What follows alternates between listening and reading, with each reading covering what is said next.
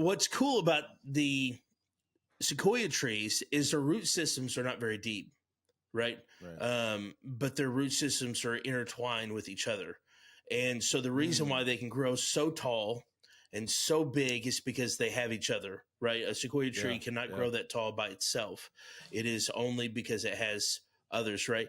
And one of the important things about us, and you guys do a great job of this also, in the podcast, in our ministries and all this stuff, is the importance of building this camaraderie, this place where men can grow spiritually.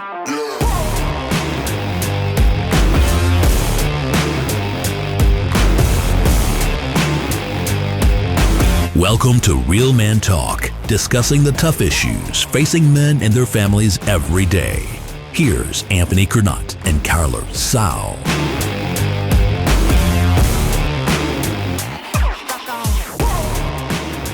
What's going on, guys? Welcome to Real Man Talk. Today, episode 200, and I am so excited to have Modern Day Messengers back in the studio. Man, I'm so excited. You guys have met these guys. I've been down there and met them in person. If you've not checked out their podcast, Modern Day Messengers, you have got to go check it out. You're missing out if you don't. These guys are sitting in Black Rifle coffee, right? Phenomenal. Devin, Trey, how are you guys? We are fantastic, man. Thank you for having us on, and it is a special honor to be on the 200th episode. Yeah.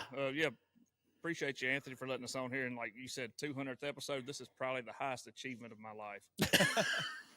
It's one of them. I'm sorry. It's one of them. I mean, obviously, my salvation is number one. And you did get married. And then the 200th epised, and then my marriage, and then my children. So yeah, that's right. I was like, you did find a woman to marry you too. So, yeah. she's third now. She was second. Now she's got to get bumped down. This is too important. Well, I'm excited to have you guys on. Obviously, we've built a very awesome friendship. We've had you guys on here before. I've been on your guys' podcast a couple of times. We've been down there, spoke at your guys' men's conference. And so it's just an honor to have you guys back on here. I think a lot of you guys, a lot of your podcasts and the ministry that you guys have got going on. And so let's dig it right into it. So today I want to talk about the importance of building men, right? Spiritual men. Kyle and I, we just got through recording a podcast, and one of the things that we were talking about, it just fell right into play. I love it when stuff like that happens.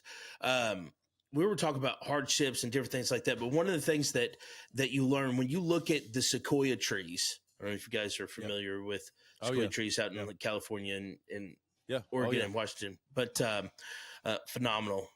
First off, if you've never seen them, if you're listening to this, you've never seen them, you should go check them out. They're great.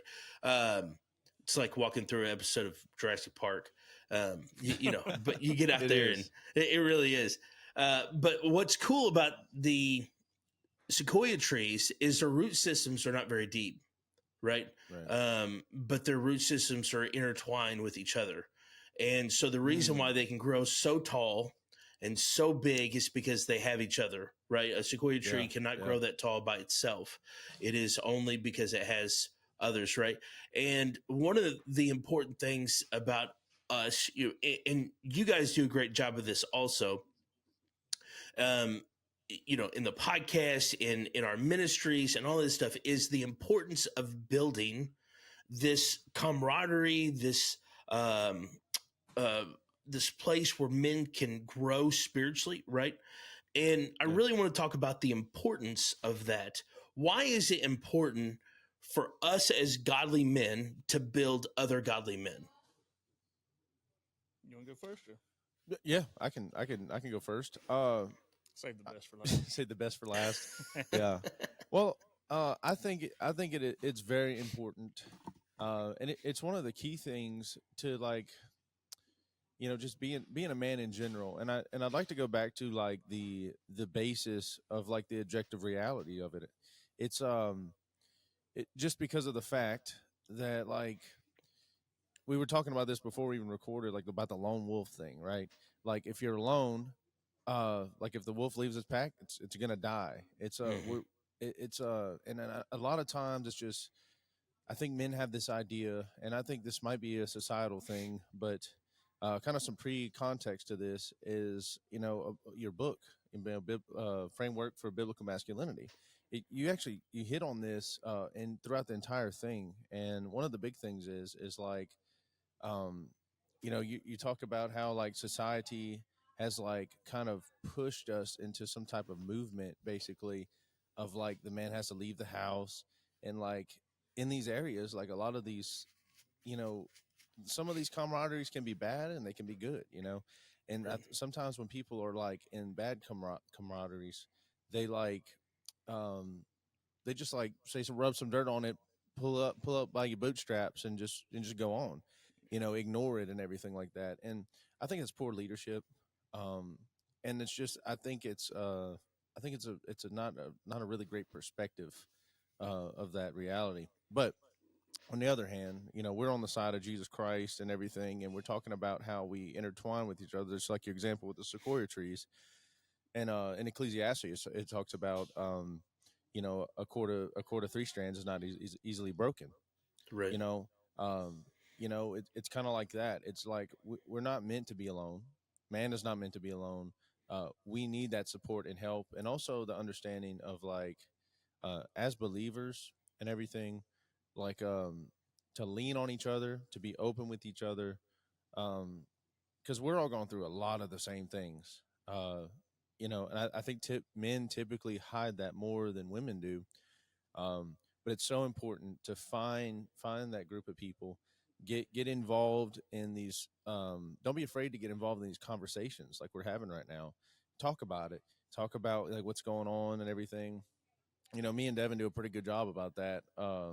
About just communicating with each other. Like, hey man, I've had a rough week this week.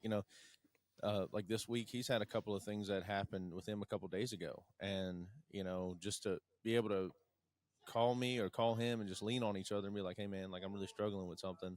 I saw some things, and I'm just not, I'm not doing okay. You know, Right. Yeah. it's just very important to have that in your life. Yeah. Go ahead, Devin. Uh, yeah, I mean, just piggyback off that. I don't know if I can really add too much more to what he said without repeating it, but Yeah. yeah, men have this, like he said, pull yourself up by your own bootstrap, and I heard that all the time growing up as a kid. Mhm. I didn't really have a father growing up, but I had a Yeah. papa, and he was rough and tough and from the oil field. Yeah. Yeah. So it was like, hey, rub some dirt on it and walk away. And that's great for some things. When you fall out of a tree and you cut your leg, rub some dirt on it and walk away. Sure. But when you're talking about things that are dealing with the soul, things that have eternal consequences, like that doesn't work. It doesn't Right. work at all. And I just use this example because I think it's one of the biggest things that men really deal with is pornography and lust. Like I think that's Mhm. probably one of the biggest crutches, and it's one of the things that nobody wants to talk about because it's shameful. That's right. I'm a man. I don't watch porn. I don't masturbate. I don't do these things that I'm Right. not supposed to do. Oh man, every man, almost every man on the planet struggles with this. And when men, you can have a group of men that say, hey, we're not going to hide from this because we know this is sin. This is an attack of the enemy. This is not the plan that Jesus Christ has for us. And if we can put aside the notion that men who are manly men don't struggle with this, and we can accept that we are fallen people, that we need Jesus Christ, and we need men in our life to help us out of that, then you're going to have a lot more success, especially in the realm of men. Like we've got a guy in our Friday group. That's his big struggle, and he's very open with it. Yeah. And Yeah. ever since he's been open with it, and like leaning on brothers, like he has had a lot more success than trying to pull himself up by his own bootstrap, I guess you call it. Yeah. Yeah, for sure. One of the things that I wish more men would understand is that the Lord gives us tools, right? He gives us Mm-hmm. tools to be successful in life, and one of those tools are other men, right? Um, you know, and I talk about it all the time, but I consistently go back to Jesus. And we look at Peter, James, and John. He took with him everywhere. Here he is. He's sitting in the garden, and and he's praying, and he comes back. He's like, "Hey guys, can you not pray with me for 1 hour? Right? Right. Can you not pray with me for 1 hour?" And realizing that in that moment, in his flesh, he needed them. He needed that camaraderie. He needed them. He needed them just to understand that, hey, I'm hurting. All I need from you is to just recognize that this situation is serious, that something crazy is about to go on, and that I've got you on my side. And if Jesus needed that, right? Oh, How yeah. much more? Yeah, right. How much more do we? Oh, I ain't Jesus, right? Right. How Right. much more do we need that stability, those men in our lives? And then to be able to take them and help them grow, right? And again, you'd always look at the life of Jesus, right? Right. You see the character that was built in them after Jesus was gone, right? The things that they did, after the upper room, the day of Pentecost and all this stuff, Yep. and you see them go out and turn the world upside down, right? Oh, yeah. And so for us as men, yes, it's super important for us to have other men in our lives, and you can never repeat that enough. You can never stress that enough, because as much as we stress it, and I'm going to be real honest with you, I am terrible. I'm one of these guys. I'm terrible. This is something I have to consistently remind myself of, right? And my thing a lot of time is because I am the leader, right? Yeah. That I am supposed to take it by myself, right? Anybody who's ever been in management, anybody, leadership is lonely. Amen. And stuff, but that's not necessarily the truth, right? There are elements of that is true, but that's not Absolutely. spiritually, kind of like what Devin was talking about a while ago. When you're talking about things of the soul, when you're talking about these things spiritually, that's not the way it's supposed to be. These things weigh so heavy, right? Yes. These things, and another thing is if I don't give other men the opportunity to help me, I am not growing them. True. Very true. Right. And really in life, that's the most important thing, right? Not only do I want to have a brother in arms, do I want to have a brother that is, by my side, that I can rely on, that I can call and all that stuff.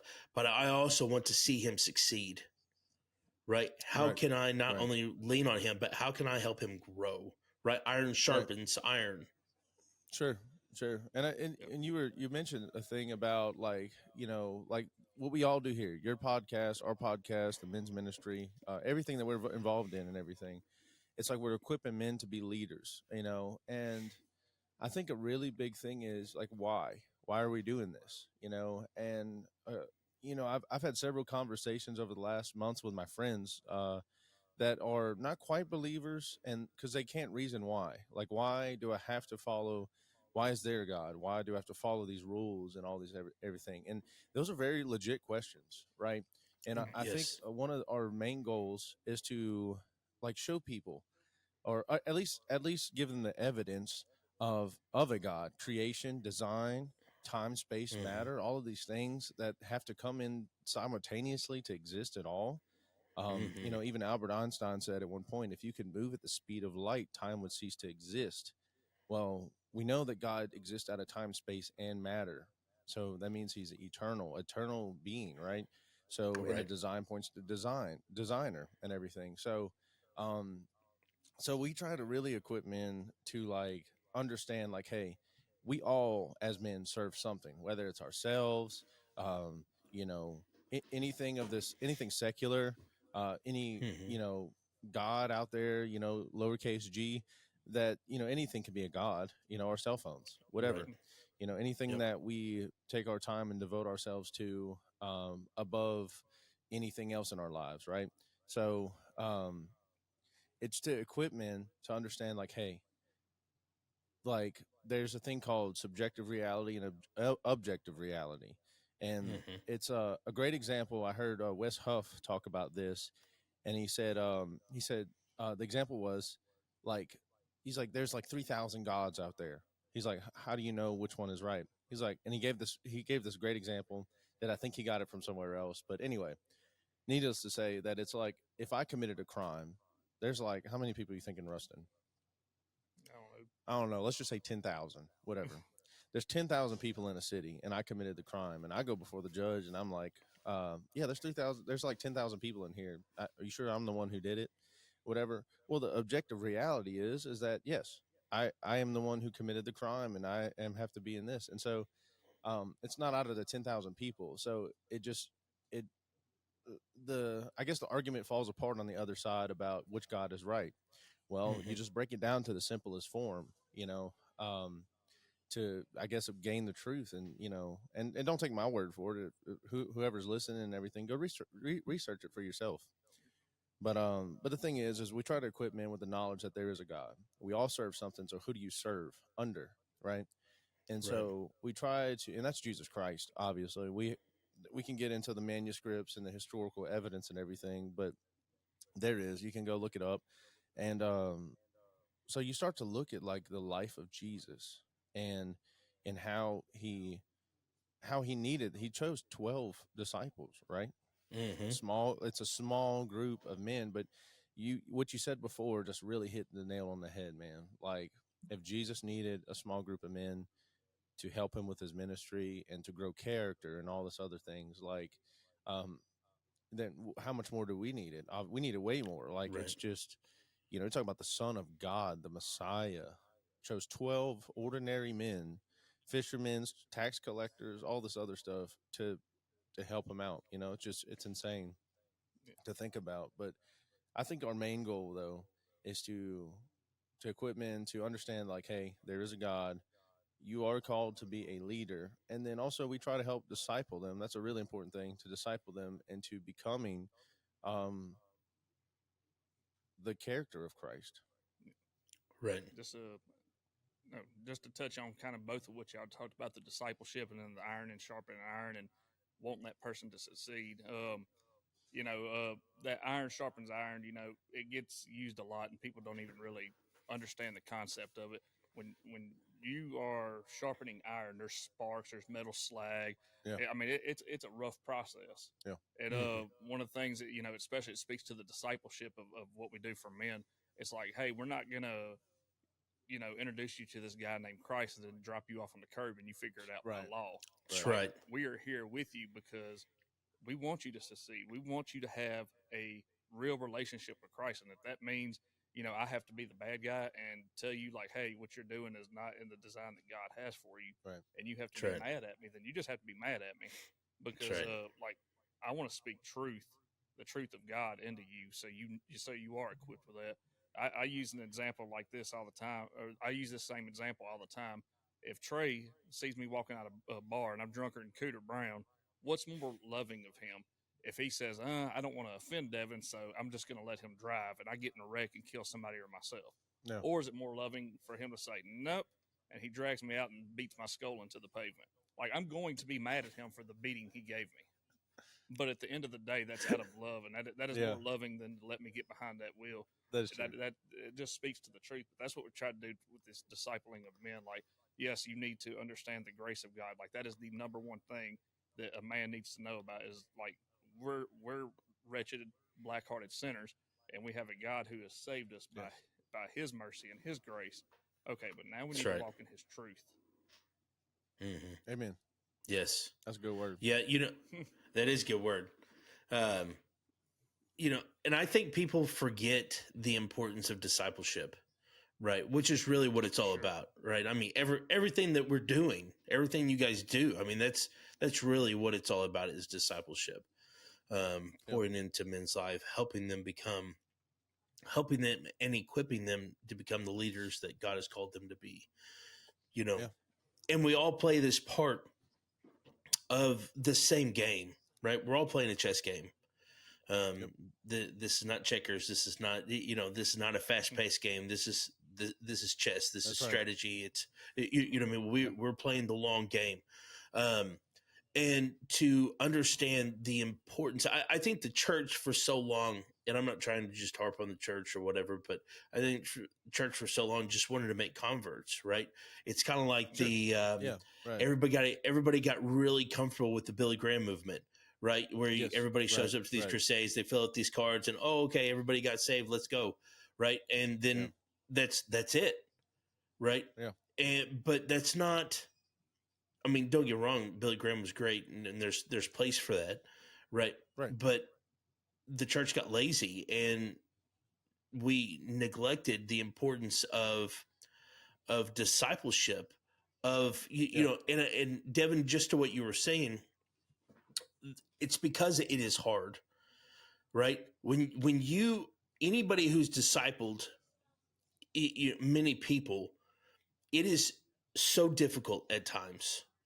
Right. Not only is it difficult to sometimes you lose them, right? Sometimes they don't listen because they're stubborn and they're going to do whatever they want to do. Right. We've all been that person. And then sometimes, they fall off the wayside, that, whatever happens. And sometimes it's like herding cats. Right. You're trying to be like, hey guys, we have an end goal here. You can, I can help you get here. And they're, I'm playing darts or something, and it's like, just stop. Right. But it's difficult. And that's the reason why the church got lazy, is because it is difficult. It is hard to do. It is, man, I mean, look at Jesus, right? I mean, look at his discipleship of Peter, right? Oh yeah. Yeah. And really any of them, how many times the corrections that had to come, how many times he was like, guys, do you guys just not hear me? Do you not have any faith at all? Do you know what I mean? How many times he was in the 3 years he was with them and be like, guys, what's going on here? It's discipleship is difficult. It's time consuming. It's, but at the same time, when you have that guy that comes to the Lord, that becomes the leader that God has called him to be, right? It's like, okay, this is the reason why I'm doing what I'm doing, right? This is the reason why we consistently grow and we consistently push to be better so that we can help them be better, right? I think of, I can think of several guys, but I think of one guy in particular. The man that he is now is so encouraging from the man that he was, right? And I'm not patting myself on the back. I have nothing to do with it. I'm just a vessel, right? But when you pour into them, right, and you are able to reap the rewards of that, it is this is what we do. This is why we study all the time for a podcast. This is the reason why we study all the time for men's ministry, right? This is the reason why we study things like apologetics that seems like nobody else cares about. And it's like, this may be the most important thing in the world, and nobody else really cares. Trey got off on man, well, I could get lost in apologetics. It's literally my favorite subject.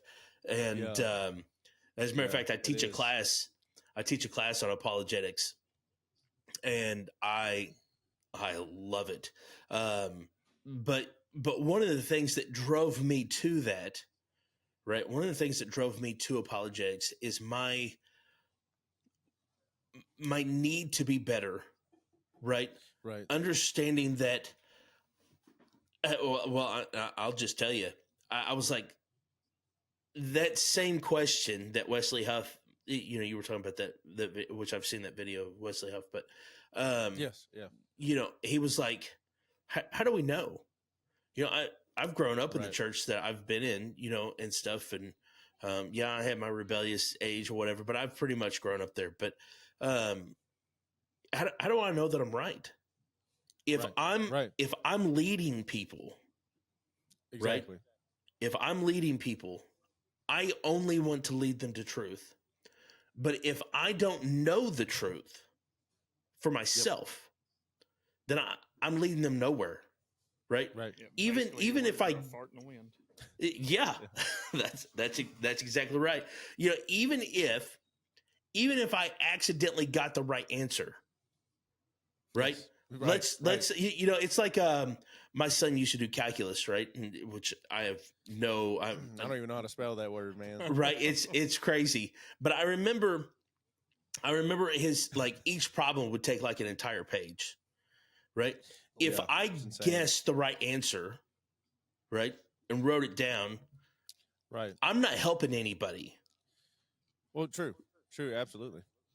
you know. Well, But it's like, well, if you had you guessed the right answer, but and then another person comes along, like, okay, well, yeah, well, how'd you get there? exactly, yeah, Yeah. and you're not really helping anybody. But when you could show people, look, this is the process. This is from beginning to end, right? And same thing with creation. Not only can we look at the creation of all things, right? It, the lawgivers, the manuscripts, the evidence, right? That's right. The archaeology, the archaeological finds, the That's right. Yeah. process, the moral argument, the teleological argument, all of these things. Not only can you do that, but then I can also help you meet him. Right. This is different right now in our class. We're going over the difference between Islam and Christianity. Right. We're studying Right. world Yeah, religions. that's a big one. It is a big one. One, because Islam is the fastest growing religion in the world right now. It's the second largest Yeah. religion in the world. You know, and you have to ask that question. And I mean, are we right? Right. Yeah. But Yeah. Yeah. go ahead. No, I was just saying those the Eastern world of like mysticism and all that stuff with the Hinduism, Buddhism, and Islam, like they're very appealing, like Mm-hmm. to the ears, kind of at first, but the contradictions in them, have you studied the Quran a little Mm-hmm. bit? So Mm-hmm. it says that basically that um, anything in this book is true, and like it's basically like you can't believe, or you have to believe everything that Jesus said, basically. And well, if you go look at what Jesus said, it Right. contradicts what the Quran says. So it's like, Yeah. okay, well, it's not kind of lining up. And then, we talk about like this mysticism stuff, like as far as like, Hinduism and Buddhism and everything, the reincarnation and like the good versus bad, good karma versus bad karma and all this, a lot of stuff. It's almost it's very it's like Gnosticism. Mm-hmm. So, and if you don't know if the viewers don't know what that is, it's basically, in a nutshell, this is a very generic definition, by the way, but it is basically, because God created everything, we are God. Mm-hmm. I mean, it kind of in a nutshell. There's some avenues that you can go in, but it's basically universalism. Which they might believe in God, a creator, but because we were created by him or by God, that makes us part of God, just Right. naturally, and nobody goes to hell, kind of thing. Yeah. So, but Yeah. it's an interesting study. It is an interesting study. But what separates Christianity from Islam the most is the fact that you can be introduced to Christ, right? Yeah. Allah, we can get off. We won't get off on that. But Allah, who's not Right, the same right. as Yahweh, Right. right? Is not the same as Yahweh. Yeah, absolutely not. Yeah. He's very, when Muslims worship him, he's very distant, right? You have no assurance whether or not you're going to Right. get into heaven. You're not, all these different things. Right. The difference between that and Yahweh is Yahweh strives to have a relationship with us, Yeah. right? he wants to know us. He wants us to know him. He wants to commune with us, right? So Right. much so he was willing to send his son to die on a cross for us, right? Yeah. That's the major difference. There are a lot of major Yeah. differences, but Yeah. uh, And it's very fascinating that, just before we get off of this one subject, it's very fascinating that God in himself, he didn't need us. He didn't need to create anything. He exists and is all things, right? mhm, So just the fact that the Christian standpoint is um, that he created us in his image and wants to have a relationship it is the most mind-boggling thing of like Christianity. Like, why are we here? Like, and it gives a right, good answer. He loves us, you know? right, because he is love. Right. Right. One of the things you understand whenever you study out the Trinity is he is the fact that he is love, is because it is who he is. He's always loved, right? Because he's always had a Yeah. recipient of love, right? There's always been three of them. They all love eternally. It is part of their being, right? Where Allah is very distant. He only loves you if you do good, right? Yeah. And even then Right. you're not sure. It just depends on what the Yeah. angels recorded, and if he likes you or not that day, or whatever it is. If he decided that, Right.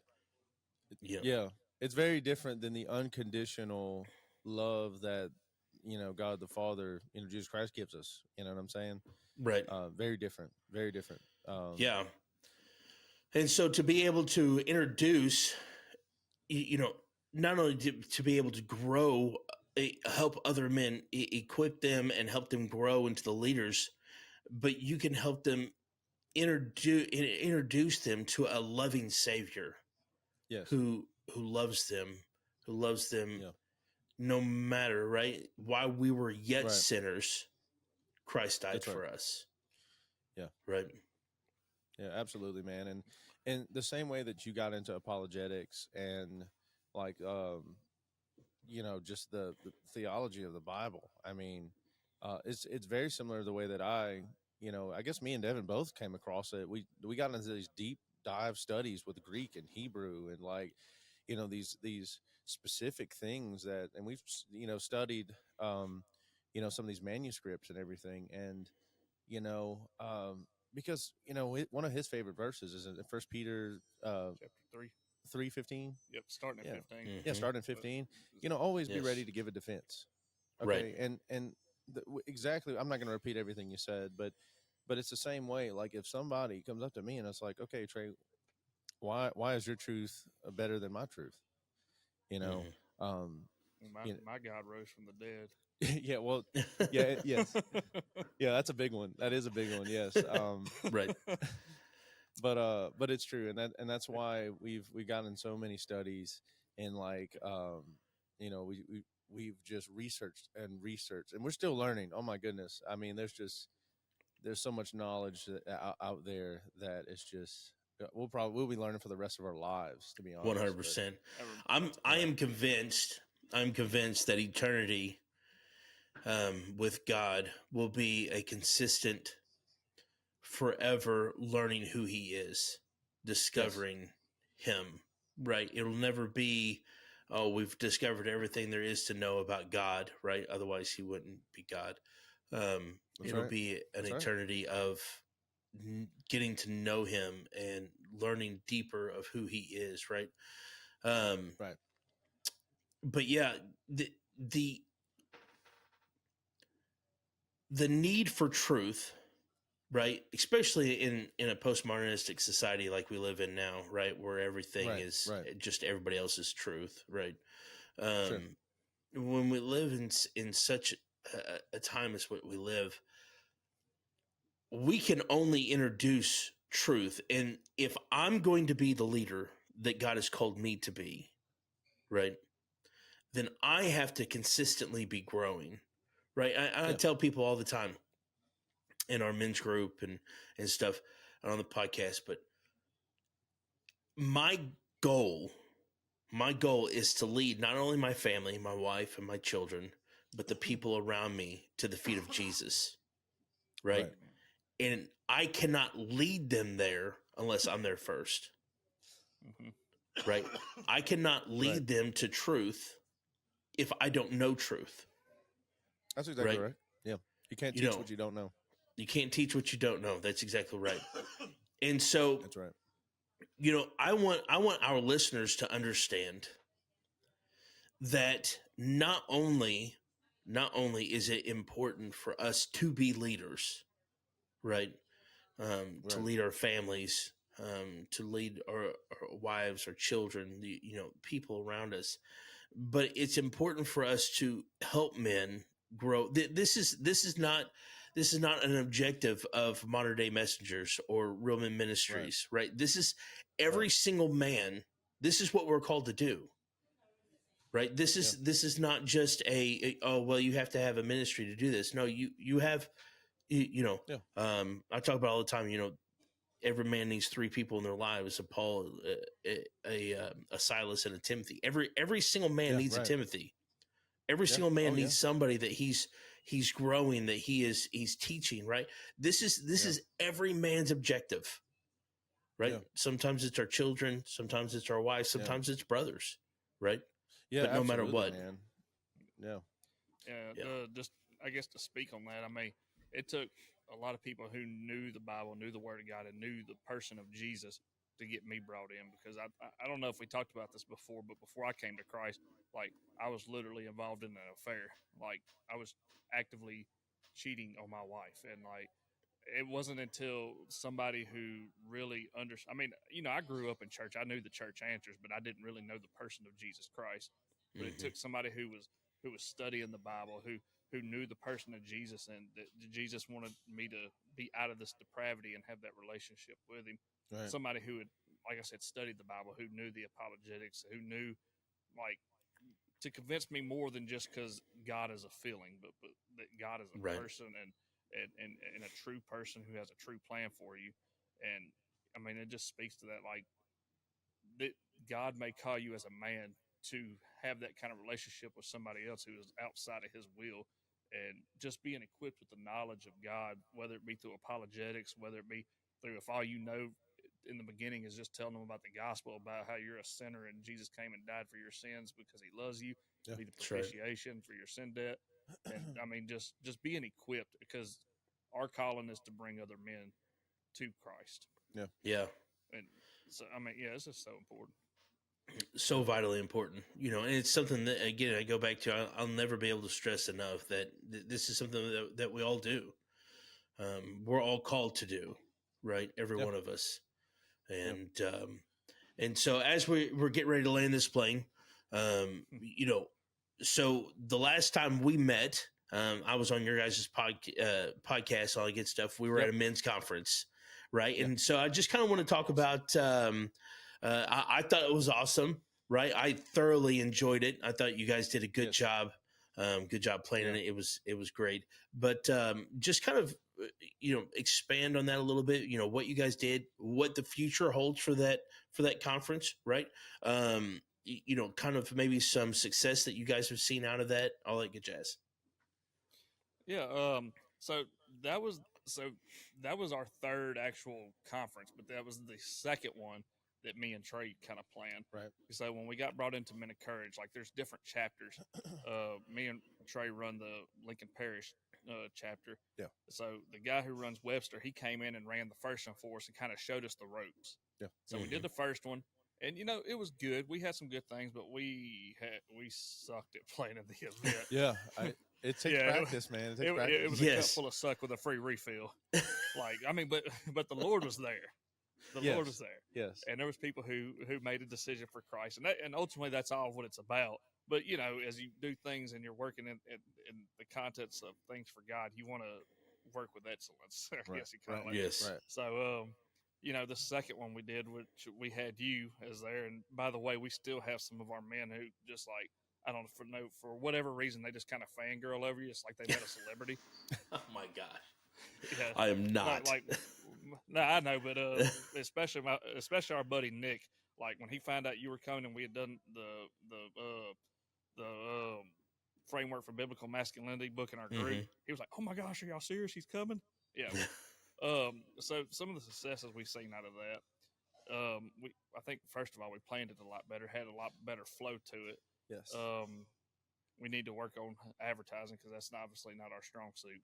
But Yeah. but the ultimate goal was reached. Man, there was people who made decisions for Jesus Christ, and we know out of that decision for Christ, their wives are going to be affected, their kids are going to be affected, their coworkers are going to be affected, and their communities are going to be affected because they're leading in the leadership of Jesus Christ. And even if it was only for one person, but we've had several people who have reached out. There's some that have joined our Men's Friday group who just come and study the Bible and just get involved with men's ministry with us. And we know that, that was accomplished through things like the conference. Yep. And it's definitely something we want to do every year. As of right now, we're doing it once a year. We eventually want to get to the point where we're able to do it at least once every quarter. Just to have that opportunity for men just to meet together in a bigger setting, and then from that bigger setting make smaller groups of friends and smaller groups of community, and take that they don't have to join our Friday group. They can go start one. Right. And 100%. then through that, they're discipling other men in their community, and disciples making disciples making disciples. That's what it's all about right there. That's it. That's 100%. That's what it's all about. Yeah. Yeah. Absolutely. Men making disciples, making disciples, making disciples. Yep. And that's really it. That's what it's been set up from the beginning, man. And I'm just one of the key, and that's all. We appreciate you coming down and speaking and everything, but you do a great job of explaining like why men should be spiritual leaders, and spiritual leaders, physical leaders, wherever, and the family, serving under the serving under Jesus Christ and everything, and then spreading it out and everything. But it really changes. Our goal is to equip men with to change their character and to grow it exponentially, just throughout their entire lives, but just to understand that truth, man. And I'll say the difference between like what I've seen and it's just like people who have like a good character, like, and you can tell that is a genuinely good person, and they have their head on their shoulders, even in really like hard times. Like these guys are level headed. They may be struggling on the inside, but but their character really shows out in these moments and everything. And that's what I love to see, like as far as like disciples and everything. And just to see that perseverance, and we all know that it takes a lot of stress and everything to understand like God's growing you in these times, yeah. Like if you like with the struggle or whatever, there's going to be good times too, man. But to understand, even just like life happens, it happens. Right. But we want to equip men with the truth, and their character shines through all of that, man, for sure. Yeah. Well, I think you guys are doing a good job. I enjoy your guys' podcast. You guys do, a phenomenal job. You're funny. You're witty. You guys speak truth. Devin's Louisiana sayings are phenomenal. I love them. Yeah. I grew up with my papa too much. Devin most of them I had to eliminate from my vocabulary because they weren't exactly what you would call holy language. Yeah. Yeah. That's great. You guys are doing a great job. So I never want to have you guys on here and not give you guys the opportunity to plug what you guys are doing. So plug the podcast. Of course, we'll put it in the show notes, all the good jazz. But just whatever. Yeah. Just if y'all want to check us out, the podcast is Modern Day Messengers. We're on YouTube. We're on Spotify. And if we ever get smart enough, we'll eventually get on like Apple. But, obviously we're not. We're from Louisiana. Our education system ain't the greatest, if y'all can tell by our vernacular. Yeah. No, but in all seriousness, just check us out. We've actually had two websites. Our first one went down for a myriad of reasons, but we have no idea what happened with the second one. We had it set up, and just all of a sudden It just went down. And I've tried to look it up, and our domain, like I look it up and I try to log in, and it says that the domain's paid for, and it's up. Paid for it and everything. It's just, but I can't even get into the website like account, so I have no idea what's going on. But I think at this point we're going to have to hire an IT guy. But for now, just check us out on Modern Day Messengers on on YouTube, Facebook, Spotify. Yeah. Whatever. Facebook's a good way because the podcast episodes get posted on there. It also talks about some of the things we do in the community that stays on our pages. Just like, hey, if you want to get involved in the community, like check out there, and there's a lot of opportunities. Yep. Yeah. Well, I was super glad that you guys were able to be on this morning, episode number 200. Let's go, and to have you guys a part of the podcast, and because I believe in you guys, I believe in what you guys are doing. I believe in your mission, and I really think that it aligns well with Rumen Ministries, and so. Can I ask you one question for you? Yes, you can. I've been wanting to ask you this for weeks, and I just keep forgetting. And now that I have you, you can't go anywhere. You're trapped. You have to answer my question. Oh gosh, it's not a bad one.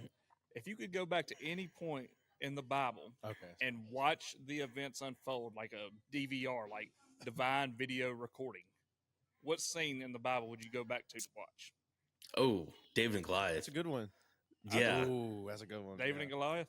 Yeah, I mean, one I enjoy, the horror movies and different things like that. But to witness that, to be a fly on the wall, right in that scene, would be, man. Oh my gosh, insane. It would be insane. It would either be that or the very beginning, right, and watch everything unfold, right? Yeah. That'd be cool. I just wanted to know, man. Well, what's yours, Devin? What is yours? I'd love to see the moment where Jesus is baptized and you see the Father, Son, and the Holy Spirit all in one setting. Like, that's good. I don't know if I would be in so much awe I wouldn't be able to move, or I would crap myself because I was just so afraid. I don't know, but I would love to see that and be cool. Hear it. This is my son, who I'm well pleased. Yeah, there's a lot of cool stuff. Honestly, there's a lot of them. Like I'd like to see all of them, but I get to pick one. I honestly would love to see Moses part the Red Sea. That would be a good one too. Yes. I mean, that would be, by the way, you can go check this out real quick, that there are some archaeological finds of petrified 100%. chariots down there in the Red Sea. And there's also a land channel. You can go check it out. But it would be cool standing there, Israelites, the Egyptians are on the tail, right? And then God tells Moses to part the Red Sea, right? And then boom. I mean, that would be it would be cool. That'd be incredible. And then they walked on dry land. Man. That's right. That'd be so cool. It would be cool. Yeah. Side note, if not, your ADHD brain won't let you quit, will it? I just want to see a dinosaur. Right? I'd like to see a dinosaur. Yeah, it'd be cool. It'd be cool. ADHD is strong in this one. That's funny. I didn't take my meds this morning. I didn't. All right. Well, I want to thank you guys for having you guys on. If you guys, those of you who are listening, if you've got any questions, you can always email me, realmen@palaceofpraise.com. You can find us on Instagram, Facebook, TikTok, all that good jazz. Check out Modern Day Messengers. If you've never listened to them, check them out on YouTube, check them out on Facebook, Spotify. These guys do a phenomenal job just going through the word, delivering truth. And so check them out. We'll have their links in the show notes. And as always, I want to end in a prayer. Holy Spirit, teach us to be leaders of our homes, of our communities, and of our churches. And teach us to be godly, courageous men. In Jesus' name, amen.